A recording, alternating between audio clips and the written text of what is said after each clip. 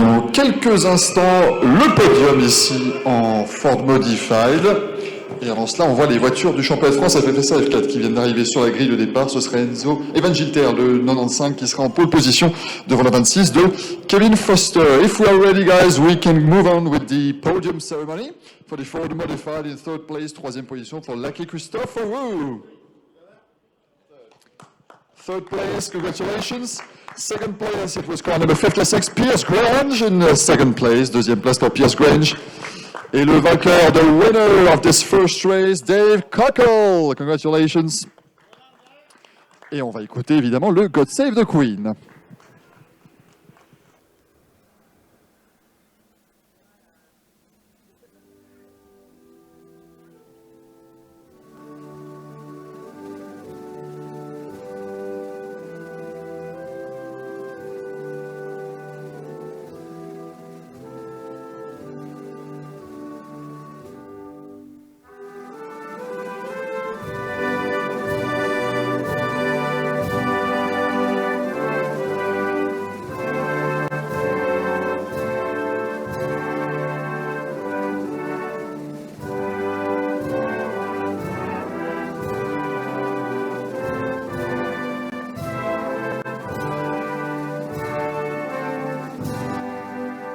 Congratulations to Dave Cockle, Pierce Grange, Lucky Christopher, le God Save the King évidemment. On va remettre les trophées, the trophies guys, you'll get your trophies and your champagne, of course. Les trophées qui vont donc être remis par Monsieur Le Thiers, le président du RACSPA. On commence par le trophée de la troisième place pour Lucky Christopher. Dans quelques instants donc également le départ du tour de formation du championnat de France F4 FFSA. Les voitures sont présentes sur la grille. Les trophées qui vont être remis. Et on poursuivra avec une course de 20 minutes plus un tour pour le championnat de France F4 FFSA. Congratulations to Lucky Christopher for his third place. Le trophée de la deuxième place, Pierce Grange. Second place trophy.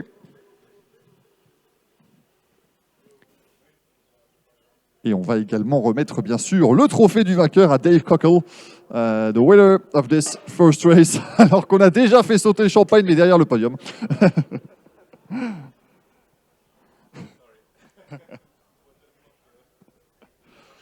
Congratulations guys, great race, great battles as well in the first stages and the end of the races as well. The Ford Modified Class. On les retrouvera demain, ces concurrents des Ford Modified, bien sûr, pour une deuxième joute ici sur le circuit de Spa-Francorchamps. On fait quelques petites photos, puis on amènera le champagne, bien sûr. Et ils pourront célébrer cela avec quelques bulles, bien sûr, avec modération. Guys, champagne, of course. On continue les quelques photos, c'est bien normal. On va garder quelques souvenirs de tout cela. Voilà, let's go guys, you can, you won't spray, you keep it to drink, it's good as well. Congratulations to the top three, Dave Cockle, Pierce Grange and Lucky Christopher. We'll see you guys tomorrow. On va se retrouver dans quelques instants en cabine pour le départ de la première manche de F4 FFSA. C'est parti.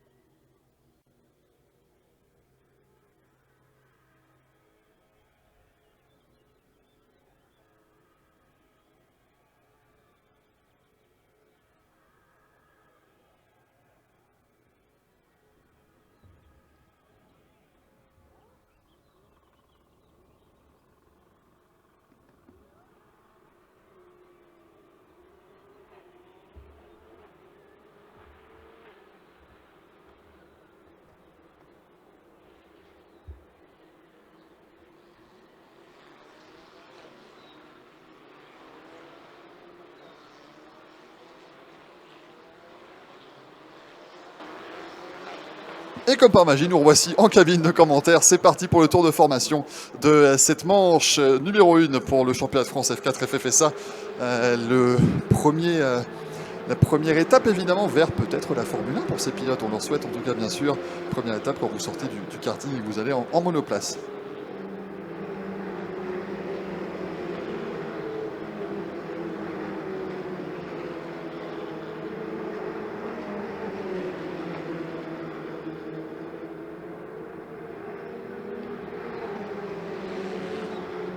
On retrouvera en pole position Evan Gilter dans la voiture numéro 95, la 95, bien sûr Evan Gilter qui a signé hier la pole position en un temps de 2,24,303. Kevin Foster qui partira le pilote canadien en deuxième position avec le numéro 26.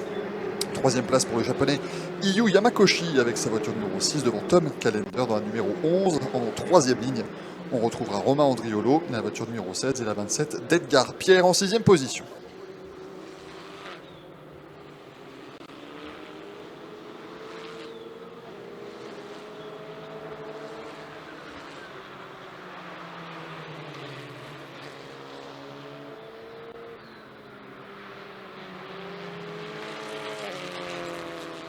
En septième position, ce sera Adrien Cloménil avec la voiture numéro 14 devant la numéro 74, la 74 du leader du championnat, Enzo Peugeot, leader du championnat et vainqueur du récent Grand Prix de Pau. Cette épreuve évidemment mythique bien sûr, et bien ce sont les F4 qui étaient tête d'affiche de ce meeting du Grand Prix de Pau et Enzo Peugeot qui a remporté 2 des 3 courses du week-end, dont la troisième qui équivalait donc au Grand Prix de Pau. Cinquième ligne de la grille avec la numéro 61 de Louis Schlesser devant la 18 de Gareth Berry. On retrouvera en sixième ligne à 17 de Yannis Stabenhaylens, le pilote belge du RACB National Team. On reconnaîtra très bien sa voiture d'ailleurs si vous êtes en bord de piste. Bien sûr, voiture avec les pontons jaune fluo aux couleurs du RACB National Team. Donc en 12e position, Max Reis dans la numéro 28. 7e place pour Andrei Duna, le pilote de la numéro 10 devant la 22 de Franck Porteruiz. En 8e ligne, on retrouvera la numéro 9 de Karel Schultz et la numéro 7 de Paul Alberto. En 17e position sur la grille, il y a Jason Lung dans la voiture numéro 89 devant Enzo Richer, la voiture numéro 66. En 19e position, Gabriel Doyle Parfait sur la numéro 46 devant Jaroslav Veselao, la voiture numéro 44. 11e ligne de la grille, Finn Wiebelhaus, la numéro 4 devant la numéro 5 de Paul Lopez. En 23e place, Leonardo Menia avec la numéro 3 devant la numéro 2 d'Edouard Borgna. Et enfin, en dernière ligne de la grille, João Paulo Dias Balesteiro qui s'est craché hier lors des qualifications avec la numéro 77. Et enfin, 77 et évidemment la numéro 37 de Luca Savou. La numéro 37 donc qui clôture cette grille de départ en 26e et dernière position. Voilà Evan Gilter, le pilote de la numéro 95 qui arrive sur la grille de départ. On va venir se placer devant nous ici au niveau de la pit lane Formule 1, une grille de départ avant une course de 20 minutes plus un tour, ce qui a toujours son importance sur le circuit de Spa-Francorchamps parce qu'on est évidemment sur le circuit de la saison où le tour est le plus long, vous vous en doutez. Dans quelques instants donc le départ de cette première manche du week-end. On s'attend à pas mal de spectacles évidemment avec ces jeunes loups du championnat de France F4 FFSA. On voit la 95 à la 95 en pôle, la 26 de Foster en deuxième position, la 6 de Yamakoshi en troisième place et puis la 11, la 16. On a les dernières voitures qui vont maintenant sortir de la chicane bus stop pour venir s'immobiliser sur cette grille de départ. C'est le 4e meeting de la saison pour la F4 FFSA, on le rappelle, avec Nogaro, Manicourt et Pau qui ont ouvert le championnat. La dernière voiture est en train de se placer sur la grille de départ. On va maintenant évidemment se concentrer sur les feux rouges qui vont s'allumer dans quelques petites secondes. Attention évidemment pour tous ces jeux de loups, un départ arrêté, ça n'est jamais très simple, bien sûr. Les feux s'allument, 3 feux, 4 feux, 5 feux quand ils s'éteignent, c'est le départ. C'est parti avec un bon envol de Yamakoshi, j'ai l'impression, en 3e position. Le pilote japonais, tout le monde est parti devant nous, ce qui est déjà une très très bonne chose. Et tout de suite dans le premier virage, c'est bien Evan Gilter qui va mener la meute avec la voiture numéro 95. Attention derrière, est-ce que ça passe bien pour tout le monde? Léger contact peut-être à la sortie de l'épingle de la source, mais ça a l'air de passer. Attention tout de suite, l'aspiration qui se met en place évidemment avec Gilter toujours devant, la bagarre derrière avec Foster et Yamakoshi. On rentre dans le raidillon, ça se passe bien. Oh, il est blotti dans l'aspiration là pour l'instant. Kevin Foster sur Evan Gilter, il pourrait tenter quelque chose au niveau de la chicane des Combes. C'est passé pour l'ensemble du peloton. Et tout de suite évidemment ça se décale vers les combes, côte à côte. Evan Gilter, Kevin Foster, Yu Yamakoshi et Tom Callender aussi qui sont derrière. Attention, toujours à l'affût, bien sûr. Et non, c'est Andriolo dans la 16 également qui est là. Attention, manque évidemment de se toucher légèrement au niveau de la chicane des combes.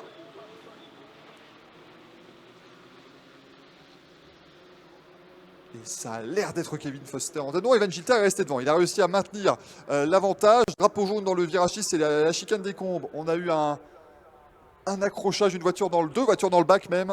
Et oui, contact effectivement dans la chicane des combes. Deux voitures dans le bac à gravier. On verra si on pourra revoir cela au niveau des images. Le classement qui nous indique Kevin Foster en tête, mais il a été, je pense, repassé. C'était au niveau du freinage de la chicane des combes qu'il était devant. Mais c'est bien la 95, la 95 de Foster. Alors apparemment dans le numéro 5 de Paul Lopez qui serait impliqué là-dedans à cette sortie de piste. Oui, c'est bien ça, on essaie de le pousser, les commissaires essaient de le pousser. On a une autre voiture qui, elle, par contre, est dans le mur, contre le mur de pneus. Le pilote qui est en train de sortir de la voiture.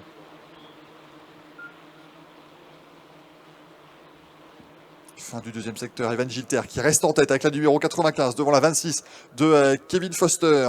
La troisième place maintenant pour la numéro 16 de Romain Andriolo. Très très bon départ pour lui qui partait de la 5e position et est désormais 3e.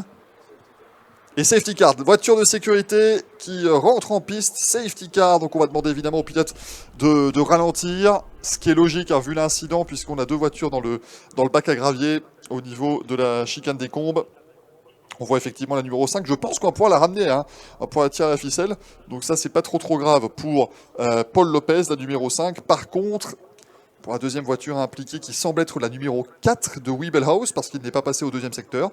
Donc je pense effectivement que ça doit être la voiture numéro 4 de Finn Wiebelhaus. Ils partaient tous les deux en 21 et 22e position. Et effectivement, ouais, cette voiture numéro 4 qui va être dégagée.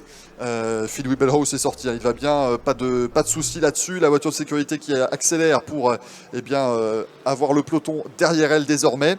Un petit point sur le classement, Evan Gilter qui a conservé les commandes depuis la pole position malgré toutes les tentatives derrière lui. Evan Gilter dans la numéro 95 ou 95, ça dépend si vous nous suivez depuis le circuit de Spa-Francorchamps ou ailleurs dans le monde bien sûr.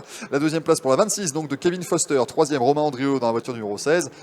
Quatrième position pour la numéro 6 de Yu Yamakoshi, le pilote japonais. Cinquième place pour la 11 de Tom Callender. Enzo Peugeot qui revient en sixième position. Il était parti 8e, donc 2 places de gagné pour le pilote de la numéro 74-74. Septième position pour la numéro 27.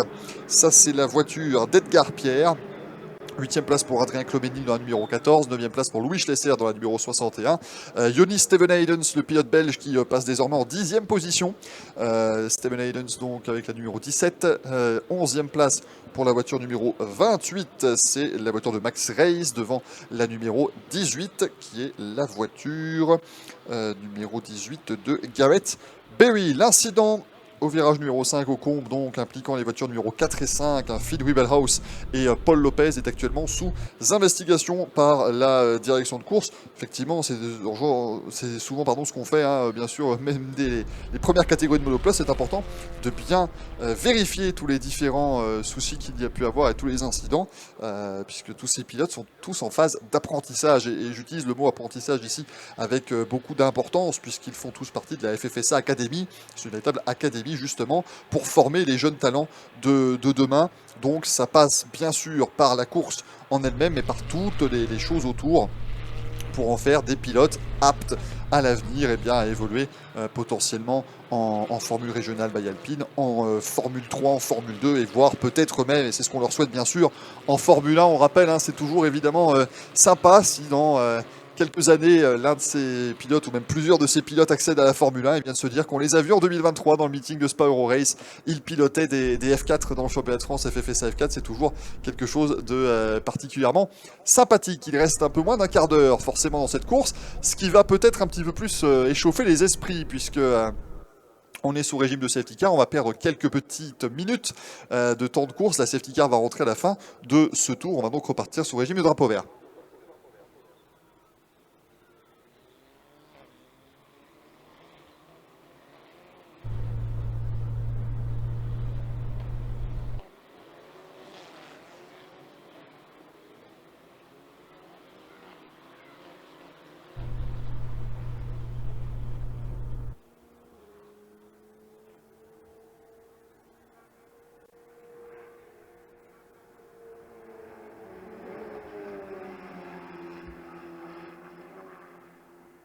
Et la voiture de sécurité qui va rentrer dans quelques petits instants.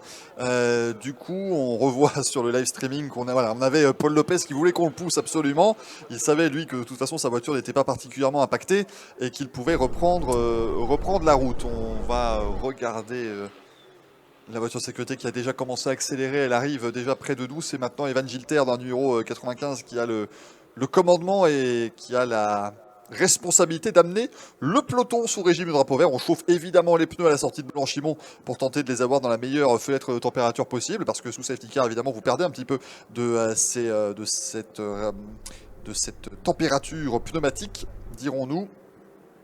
Donc c'est très important, bien sûr, de faire au mieux. Evan Gilter qui accélère, le drapeau vert qui va lui être présenté. Voilà qui est fait. Evan Gilter, très très bon restart pour la numéro 95. Attention, Foster qui va peut-être être sous la pression de Romain Andriolo dans les quelques petites secondes qui viennent. On rentre dans l'épingle de la source, tout se passe bien pour tout le monde. Alors très très bon restart de Gilter. Est-ce que ça va lui permettre de maintenir l'avantage jusqu'au combe, ou est-ce que ça va le mettre en danger par rapport aux autres pilotes? Ça n'est pas garanti, mais derrière on a une belle petite file d'attente qui va commencer à se former. Ça passe pour tout le monde au niveau de l'épingle de la source. On va espérer maintenant que bien voilà, la course puisse commencer à prendre un joli rythme de croisière, mais évidemment après un départ arrêté, l'arrivée à la chicane des combes est toujours accompagnée d'un certain risque, bien entendu. Et donc on va essayer de retrouver les leaders du côté de la chicane des combes. Les voici, Evan Gilter en tête de la course toujours. Il a maintenu 8 bons dixièmes d'avance, donc c'est très très bon ce qu'il est en train de nous faire ici. Evan Gilter devant Kevin Foster, Romain Andriolo, Yu Yamakoshi, Tom Callender, le top 5 qui est inchangé. J'ai l'impression qu'il n'y a même aucun dépassement, même un peu plus loin dans le classement actuellement. C'est le plus compliqué là actuellement, ce qu'il essaie de faire Evan Gilter, vraiment pousser un maximum pour créer cet écart, parce que on a souvent dit tête à queue malheureusement de la 77, la 77, c'est la voiture de João Paulo Dias Balesteiro, mais il peut faire une marche arrière, il devrait pouvoir repartir, il n'a pas calé ou quoi que ce soit. Alors après, toujours des procédures un peu complexes. La numéro 5, Paul Lopez qui revient dans les box également. Voilà, c'est reparti pour la 77, la 77. Donc pas de panique à l'issue de la chicane des combes. On va attendre de voir si le drapeau jaune est toujours présent. Parce que ça voudrait peut-être dire qu'il y a une deuxième voiture potentiellement, mais on n'en voit pas. Non, voilà, pas de drapeau jaune. C'est reparti sous régime de drapeau vert également dans cette zone du circuit. S'est-il passé tête à queue la 77, a-t-elle été aidée cette voiture ou pas? Ça évidemment impossible de le dire pour l'instant, mais la direction de course aura toutes les informations nécessaires, bien entendu. On a vu Johnny Steven Haydens, le pilote de la numéro 17, le pilote belge de son championnat de France F4 FFSA.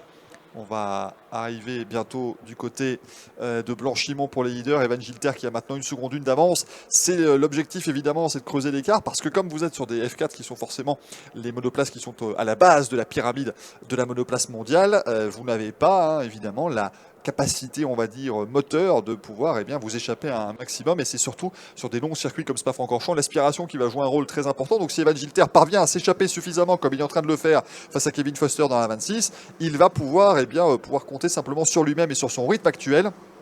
Drapeau jaune, virage 17, on a une voiture qui est sortie du côté de Blanchimont, effectivement sortie de Blanchimont, une voiture qui repart. Ça c'est une bonne nouvelle aussi. Alors si elle repart et qu'elle n'a fait qu'un tête à queue, à cet endroit-là, on s'en sort plutôt bien, très clairement. Alors la voiture va rentrer au box ici, on a une autre voiture qui arrive également. Vous voyez Borgna qui descendait dans notre classement, la 77 qui vient de passer devant nous, Dias Balesteiro, et c'est à 2 de Borgna qui descend dans le classement et qui rentre dans le box. Donc c'est lui qui était en tête à queue visiblement. Edouard Borgna. Ah oula, attention, à la source on a maintenant une sortie également. Une voiture immobilisée du côté de l'épingle de la source.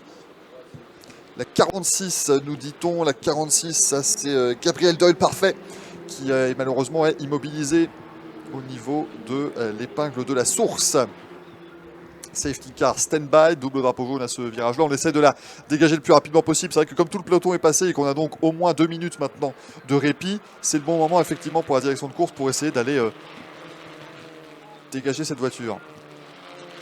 On sort un peu large du côté du speaker corner. La courbe également depuis a appelé Jacques X. Alors on a la 89 qui n'est pas passée non plus à la fin du premier secteur.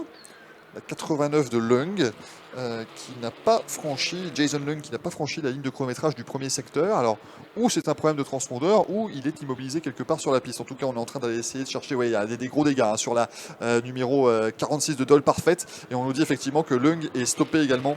On nous l'indique sur nos moniteurs. La safety car étant en stand-by, on attend les leaders, mais une fois qu'ils vont arriver forcément du côté de Blanchimont, on aura sans doute d'autres choix que de mettre la safety car, ce qui est le cas maintenant. Safety car deployed once again, comme on dirait, voiture de sécurité à 8 minutes 40 du terme de cette première manche du week-end. Ça, ce n'est pas une bonne nouvelle évidemment pour Evan Gilter qui aurait aimé voir cette course se poursuivre. On voit un énorme plat sur le pneu de la numéro 2 d'Edouard Borgna forcément. Ah, c'est dommage, on vient juste de ressortir en plus la voiture de l'épingle de la source. Et on voit une autre voiture là avec la roue avant droite arrachée. C'est la numéro 4, ça c'était Phil Wiebelhaus qui s'est craché lors du départ. Un contact avec la numéro 5 de Paul Lopez. Pas mal de choses qui se sont passées déjà dans cette première partie de course ici en championnat de France F4. Toujours Evan Gilter dans la numéro 95, la numéro 95 qui mène les débats. Après 4 tours complétés ici, nous sommes de nouveau sous régime de safety car. Kevin Foster en deuxième position avec la numéro 26. Troisième place pour Romain Andriolo dans la voiture numéro 16. Du côté belge, eh bien, Joni Stevenhainen a encore gagné une place. 9e position pour lui maintenant.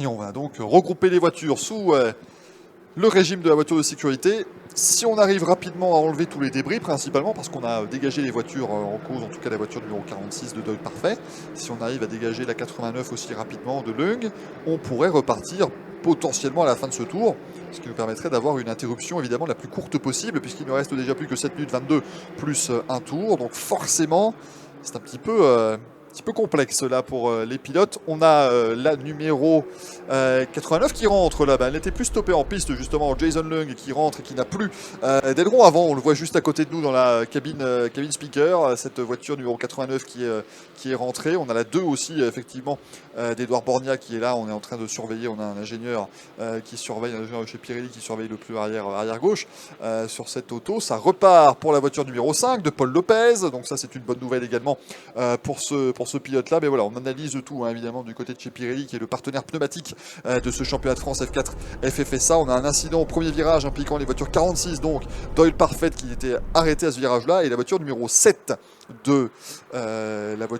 d'Alberto. Effectivement, Paul Alberto, et la voiture 89 de Jason Lung. Il s'est certainement passé quelque chose entre ces trois pilotes. Un petit jeu de ping-pong qui a laissé Gabriel Doyle Parfait sur le carreau.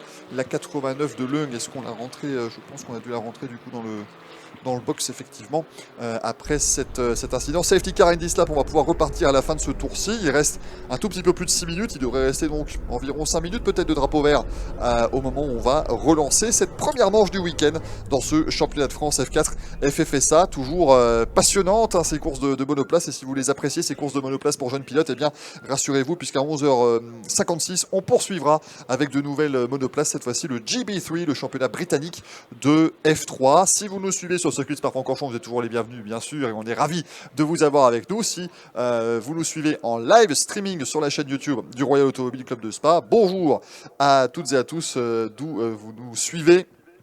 Et soyez les bienvenus, on est ensemble pour la quasi-totalité de la journée. Hein. On va quand même avoir la quasi-totalité des courses qui vont être diffusées ici dans le cadre de cette édition 2023 de Spa Eurorace. Evan Gilter va-t-il parvenir à conserver les commandes de cette épreuve? Eh bien, pour l'instant, rien n'est moins sûr. On va attendre de voir ce que ça va donner avec le restart dans quelques petits instants.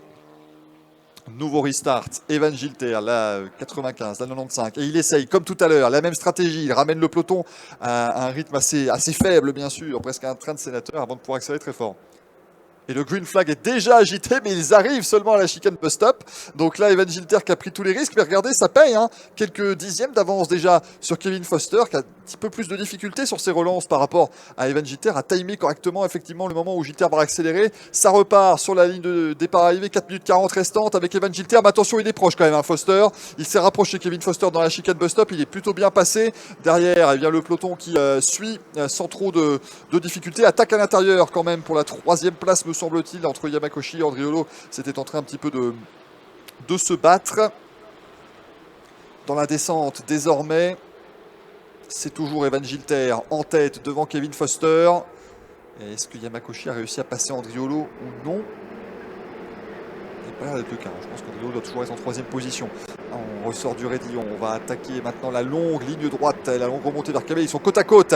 La bagarre pour la troisième place entre Andriolo et Yamakoshi. Foster qui essaie de se montrer un petit peu dans les rétros. On a une voiture qui rentre dans les box ici maintenant. Toujours la 95 en tête devant la 26. Je pense qu'Andriolo va réussir à rester juste devant Yamakoshi. Ils étaient côte à côte au freinage de la chicane des Combes et c'est resté devant effectivement pour Andriolo dans la numéro 16. Yamakoshi est indiqué sur votre écran bien sûr comme étant troisième, mais c'est parce qu'il était troisième au moment de la cellule de chronométrage, au freinage des Combes. Andriolo qui prend la trajectoire intérieure pour se défendre un maximum, ça zigzague un petit peu derrière aussi bien sûr.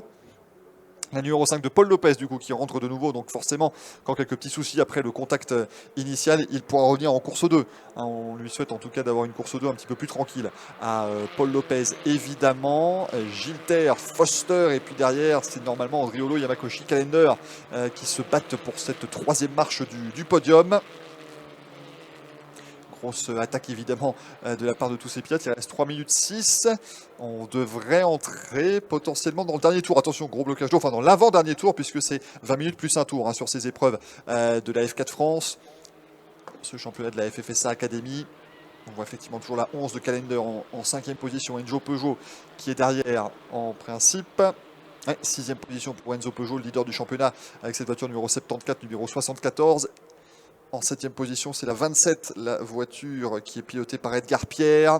8e place pour Adrien Clomeni, 9e place pour Yoni Stevenhaydens et 10e place pour la 28 de Max Reis. On va les voir passer. Très très bon envol encore une fois d'Evan Gilter. Il a vraiment très bien géré ses différents restarts après les neutralisations. Bataille derrière entre deux voitures ici, même 4 voitures avec Stevenhaydens à l'extérieur qui va tenter de passer dans la chicane bus stop. Attention, un pilote qui coupe un tout petit peu là cette chicane bus stop justement.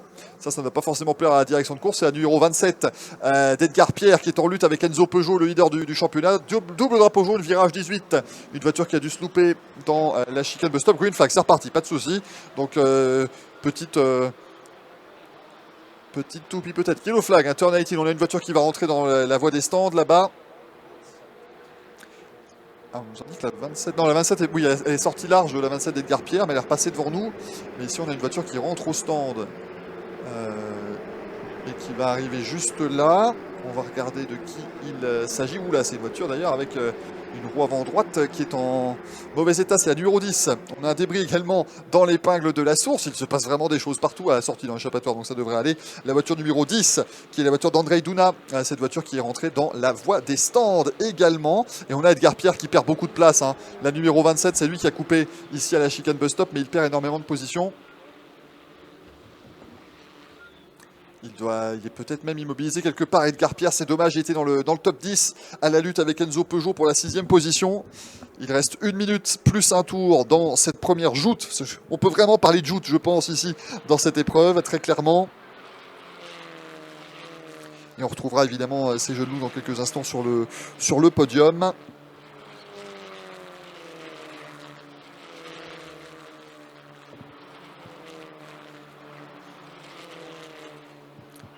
Evan Gilter toujours en tête, 6 dixièmes d'avance sur Kevin Foster. Il y a une voiture qui sort large du côté du double gauche à poumon, mais ça va, elle a pu reprendre le fil de la bonne trajectoire. Evan Gilter, la 95, la 95, 6 dixièmes d'avance sur Kevin Foster dans la 26. Pour l'instant, ça tient bon. On a la bagarre toujours pour la 3e place avec Yamakoshi, avec Andriolo notamment, qui sont en lutte pour cette 3e position. Romain Andriolo qui tient bon pour l'instant, mais à chaque fois, Yamakoshi est devant au moment du pointage sur la ligne de chronométrage à la fin du premier secteur. Mais évidemment, ça n'est pas là que ça va définir le classement final. Andriolo toujours 3e devant Yamakoshi et Calender, les 3 pilotes qui sont ensemble. Enzo Peugeot qui tente alors évidemment forcément de trouver une ouverture, ça va l'aider au championnat s'il parvenait à dépasser. On va rentrer dans le dernier tour effectivement quand on va passer la ligne ici avec Evan Gilter, voilà qui va terminer cet avant-dernier tour de course. C'est parti pour Evan Gilter, encore 7 km avant peut-être une victoire pour le jeune pilote de la 95 et la bagarre toujours pour la 3e place. Andriolo, Yamakoshi,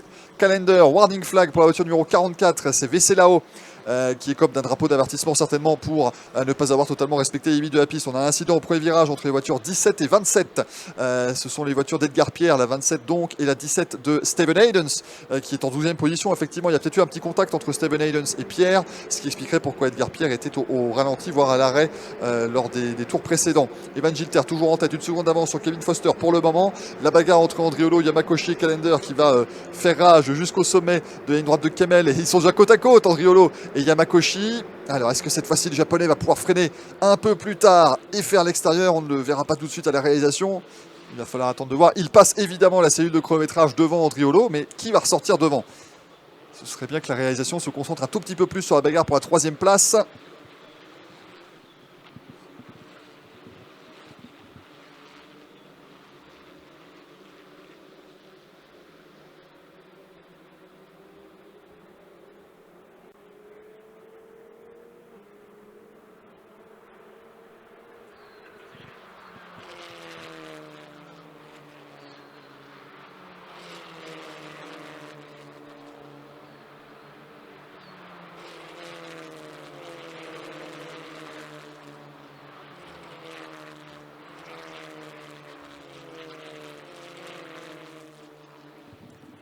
Avec la bagarre toujours entre Gilter et Foster pour la tête de la course à maintenant 9 dixièmes, ça devrait être bon pour Evan Gilter. Romain Andriolo qui tient bon actuellement pour la 3e position, on les a à l'écran avec Yamakoshi, avec également Callender et Peugeot. Ça devrait rester à ce rythme-là, hein. Ça devrait rester dans ce classement-là. Evan Gilter qui ne va pas tarder à débarquer devant nous pour recevoir le drapeau à damier.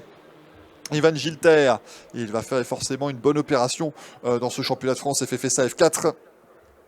Puisqu'actuellement au classement général il était 2e derrière Enzo Peugeot à 4 petits points. Enzo Gilter qui va certainement reprendre la tête du championnat à l'issue de cette épreuve. Le peloton qui arrive devant nous maintenant, la chicane bus stop, le dernier virage, le drapeau à damier. Victoire d'Evan Gilter dans cette première manche de championnat de France F4 FFSA. 2e position pour Kevin Foster, la 3e place pour Romain Andriolo qui tient jusqu'au bout devant Oni Yamakoshi. Yu Yamakoshi, pardonnez-moi, la 5e place pour Tom Callender dans la 11, la 6e place pour Enzo Peugeot, 7e Louis Schlesser, 8e Max Race, 9e Adrien Cloménil, 10e place pour la numéro 18 de Garrett Berry, 11e place pour Johnny Steven Haydens, le pilote belge, 12e position pour la numéro 9 de Karel Schultz, 13e place la 66.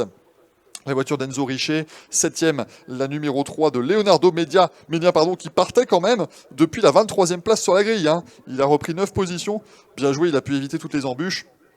En 15e position, la 44 de Yaroslav Veselao. Bravo à Evan Gilter avec cette voiture numéro 95 ou 95. Vainqueur de cette première manche ici du week-end sur le circuit de Spa-Francorchamps. On retrouvera demain les F4 France pour une 2e course à 16h08 lors de cette journée dimanche ici sur le circuit de Spa-Francorchamps. On les retrouvera d'ailleurs plus tard aujourd'hui déjà à 16h54 pour une 2e course. Il y a 3 courses au total effectivement sur ces week-end de F4, 2e course à 16h54. Dans quelques instants, le podium, bien entendu, de ce championnat de France F4. Et puis à partir de 11h56 environ, le tour de chauffe du GB3, le championnat de Grande-Bretagne de Formule 3. Bravo à Evan Gilter qui s'impose avec la manière ici sur le circuit de Spa-Francorchamps.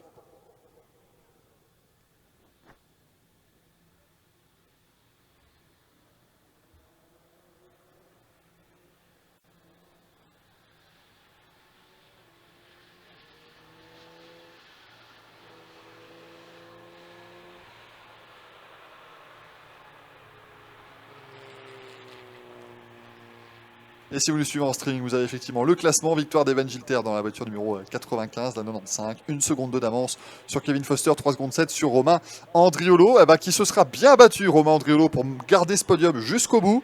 Les assauts d'Yu Yamakoshi étaient nombreux, mais étaient finalement infructueux. Et c'est bien Romain Andriolo qui termine à la 3e position.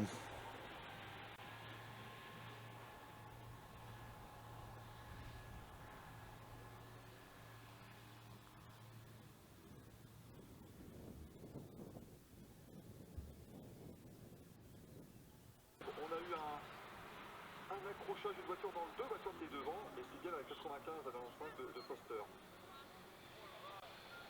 Ce qui est logique, hein, vu l'incident, puisqu'on a 2 voitures dans le...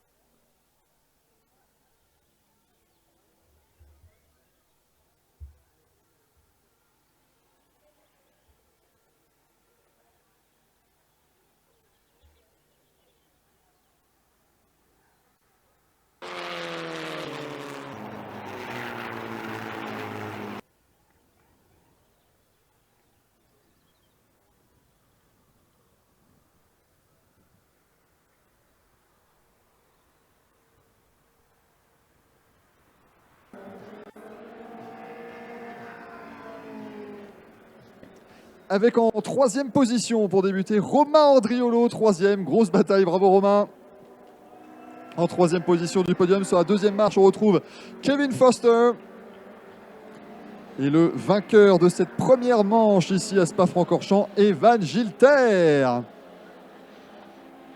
Bravo Evan, belle victoire. On va écouter évidemment l'hymne national français dans quelques instants, la Marseillaise.